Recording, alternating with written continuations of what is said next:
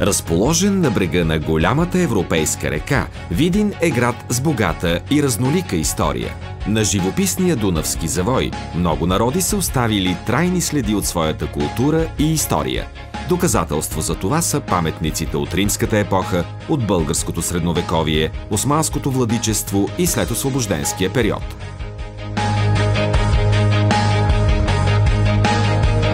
Разхождайки се из Видин, несъмнено ще откриете интересни кътчета, които са част от съвременния облик на града. На централния площад се издига внушителен паметник, посветен на ония, които достойно живяха и умряха за родината. Монументът е посветен на загиналите във войните за национално обединение и е израз на признателност от видинското гражданство.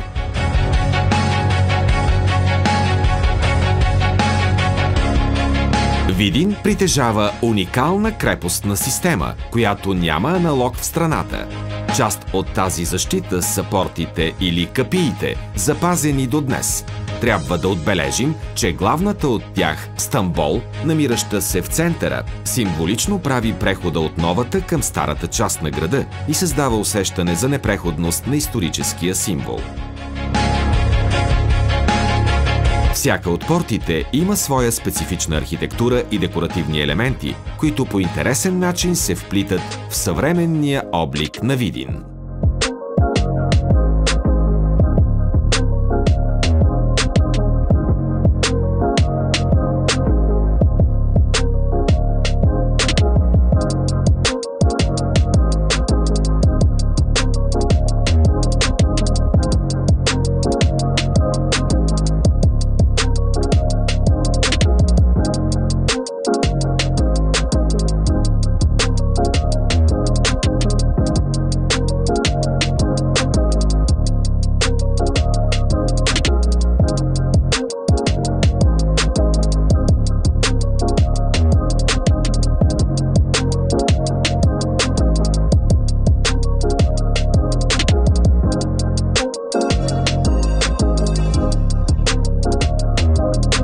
Културният дом на града е драматичният театър.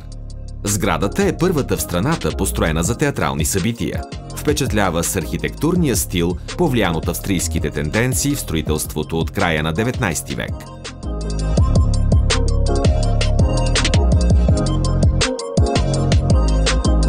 Интересен е фактът, че художествената галерия във Видин е построена за военен клуб, където са се провеждали виенски балове.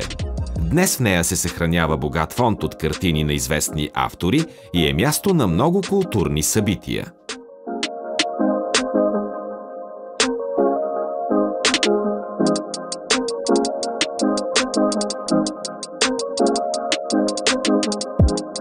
Крайдунавският парк предлага неповторима гледка към европейската река, наситена с много емблематични за града паметници, цветни алеи, фонтани и приятни места за отдих.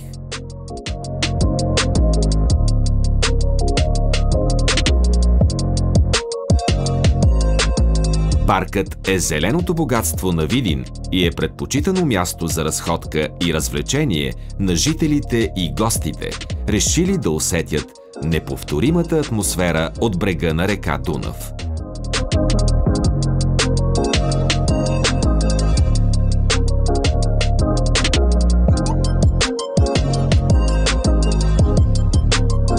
Сградата на Видинската митрополия е построена в началото на 20 век. Впечатлява със своята архитектура и предизвиква вниманието на туристите.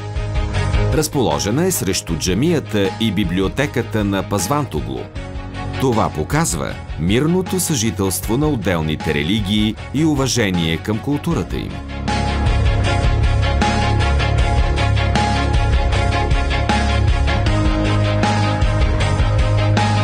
Духовният водач на българите, екзарх Антим I, задълго свързва живота и дейността си с Дунавския град.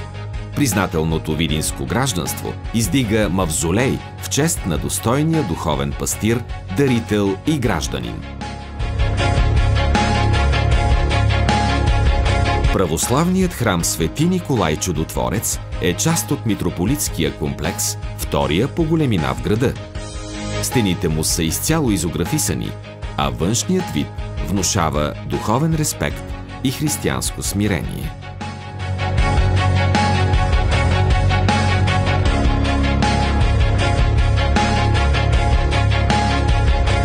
Малката еднокорабна църква Свети Пантелеймон е със статут на национален художествен паметник. Предполага се, че основите са положени още през средновековието. Служила е като катедрална на видинските митрополии през 15-18 век. Свети Пантелеймон е една от двете вкопани църкви в старата част на града.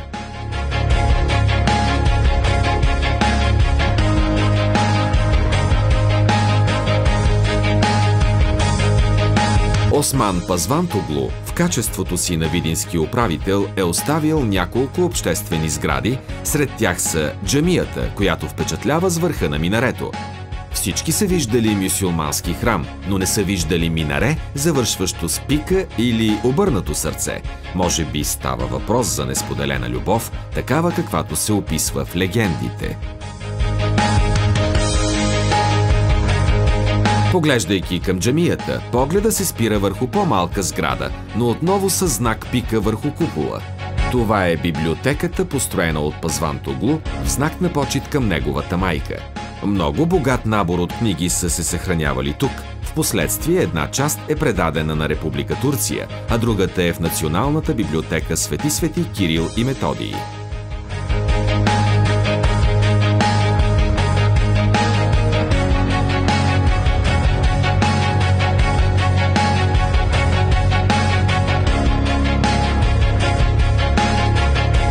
Единствената запазена сграда на Стара поща в България може да видите във Видин. Днес тя е с променена функция и е любимо място за деца и младежи.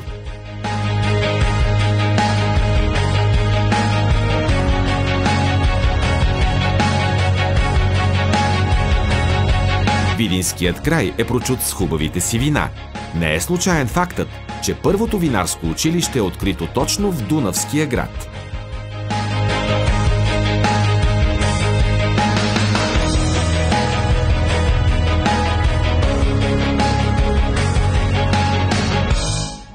Паметникът на съпротивата бележи новото начало в развитието на Видин след 1944 година, но е и символ на надеждата.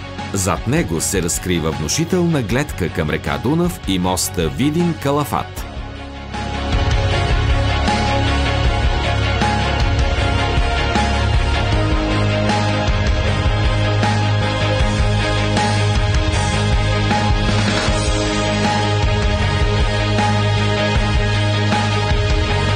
Средновековната крепост Баба Вида е непреходният символ на Видин.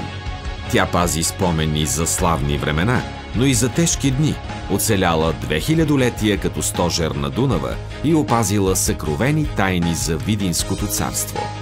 Крепостта е единственото напълно запазено средновековно отбранително съоръжение в България, изградено върху стари римски основи от античния град Бонония. Българският градеж е от втората половина на X век, който по стил и характер е различен от римския. Средновековният замък непрекъснато е разширяван и надстрояван през вековете. Активният строителен период е от епохата на Видинското княжество, играло важна роля в политиката на Втората българска държава. Най-голямата промяна е направена от цар Иван Срацимир 1355-1396 година, чието име се свързва с построяването на най-високата кула.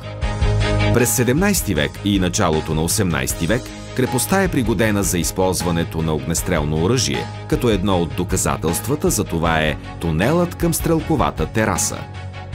Със своите внушителни каменни бастиони и кули, с многобройните си бойници и помещения с различно предназначение, тя е съхранила богатата история на Видин.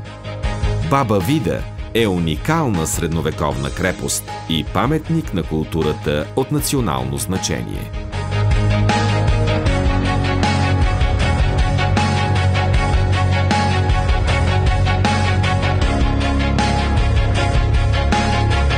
Предлагаме ви да се разходите до епиграфския център, Подредената експозиция предлага богата колекция от археологически находки от няколко епохи – римска, средновековна българска и от османския период.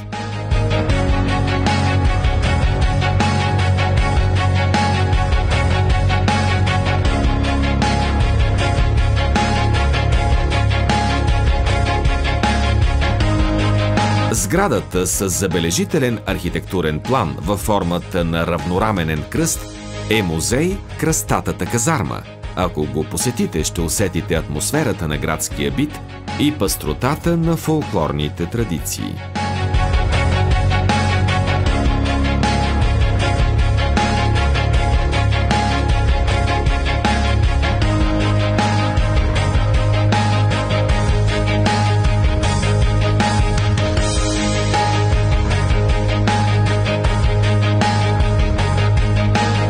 Църквата Света Петка, която се намира в старата част на града, е дълбоко вкопана в земята. Според османския граничен закон, християнските постройки са можели да бъдат използвани за нуждите на армията.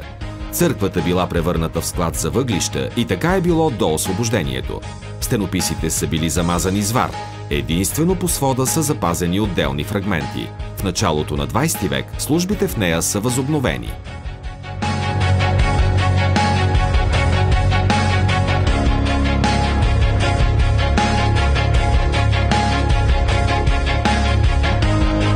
Парк Рува е изграден върху затрупаната част от рува, опасвал каменните стени на градската крепост, ограждали Стария град, квартал Калето. Днес той е място за отдих и детски игри в сърцето на Видин.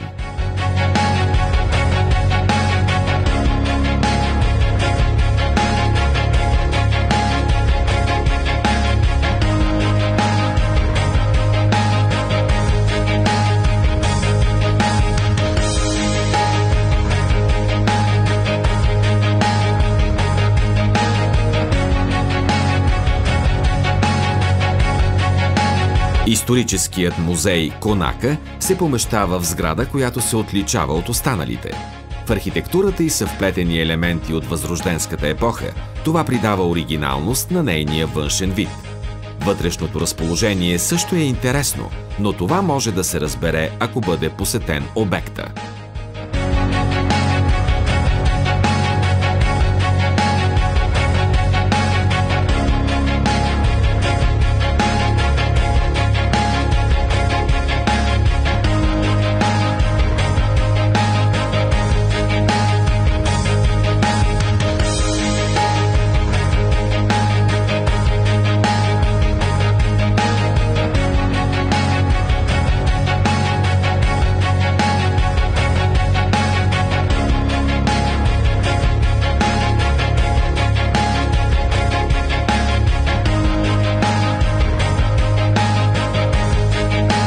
Духовен стожер на българите във Видин е катедралният храм Свети Димитър Солунски, вторият по големина след патриаршеския Свети Александър Невски в София.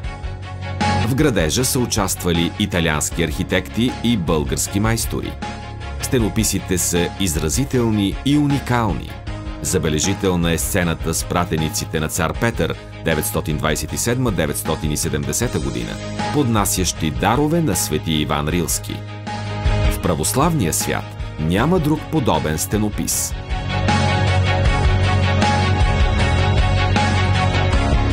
Изобразени са лицата на водачите за национално освобождение на българите – Хаджи Димитър, Георги Сава Раковски, Любен Каравелов, Христо Ботев, Васил Левски, Тодор Александров.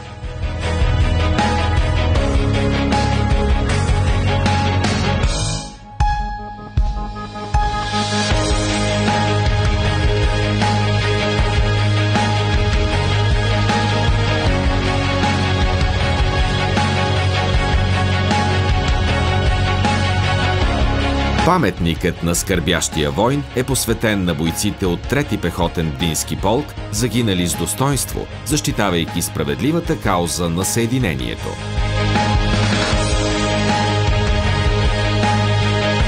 Алботинският скален манастир се намира на 20 км западно от Видин. Разположен е в красивото дефиле на Рабровската река. Днес могат да се видят само останки от манастира, изграден в плитки естествени пещери и издълбани ниши в скалите, части от съществувала манастирска църква, от помещения, вероятно използвани като монашески килии, трапезария, складове и изба. По форма и произход, мястото наподобява скалните манастири Аладжа и Бесърбовския.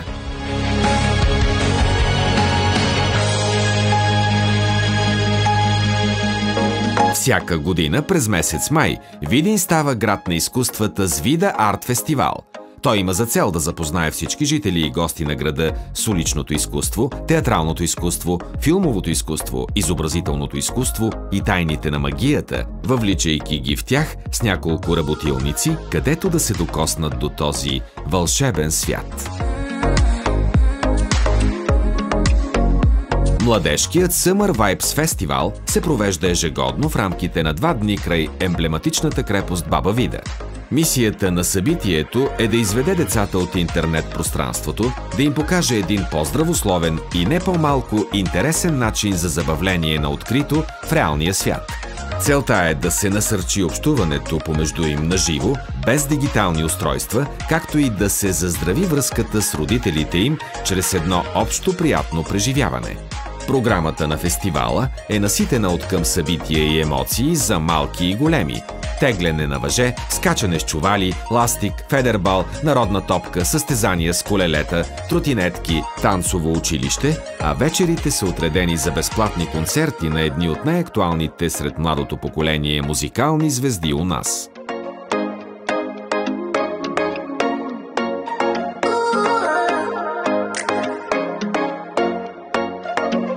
На 29 юни се отбелязва Деня на река Дунав с разнообразни събития, свързани изцяло с празника на реката. Най-голямото от тях е уникалното светлинно шоу на средновековната крепост Баба Вида, предшествано от един от най-зрелищните български ритуали – нестинарството.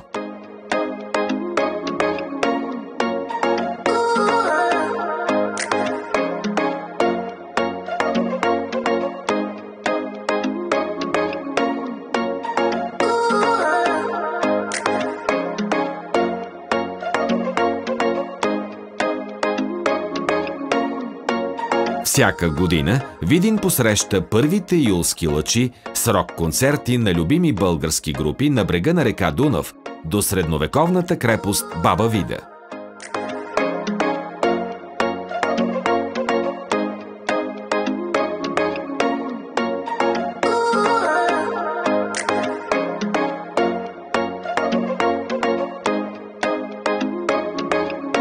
Историята оживява в крепостта Баба Вида чрез представяне на възстановки по време на средновековния фестивал Бъдин. По традиция се избират сюжети от миналото, свързани с съществуването на видинското деспотство и царство. Събитието включва военни двубои, владетелски договори, династически бракове.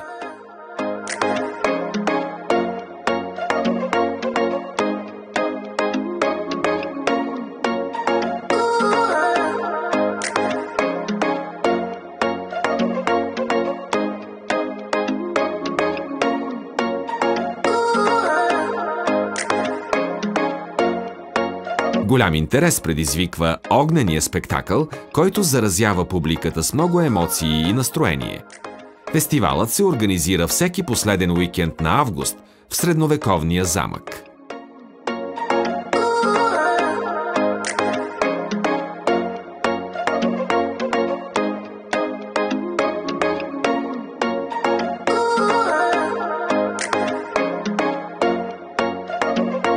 Ежегодно Видин е домакин на международния фолклорен фестивал Синия Дунав. Той се провежда в рамките на 3 дни в крайдунавския парк на града, давайки поле за изява на фолклорни изпълнители и самодейни състави, занаятчии и производители на традиционни стоки, храни и напитки. Фестивалът изпълнява основната си цел – да съхрани, популяризира и развие българския фолклор, бит, култура и родно производство.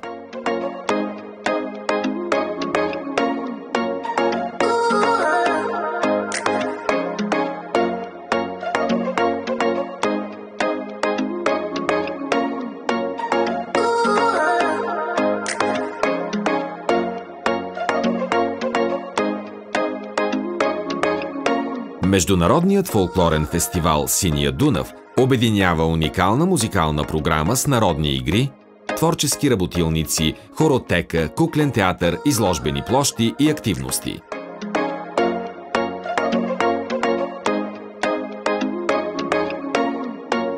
Всяка година фестивалът посреща гости от държави по поречието на река Дунав, а вечерите са отредени за концерти на едни от най-актуалните фолклорни имена у нас.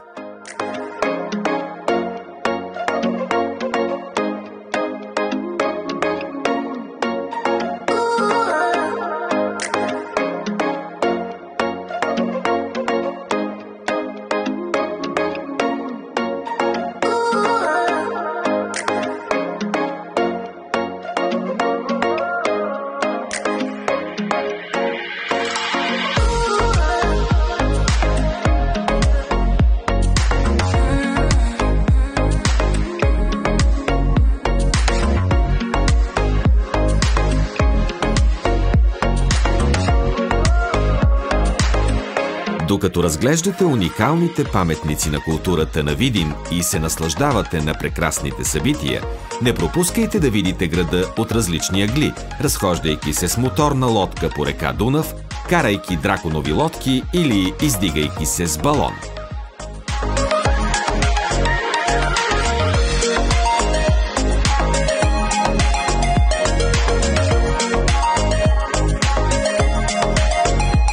Видин ви очаква, изпълнен с много история, дунавска красота и незабравими фестивални преживявания.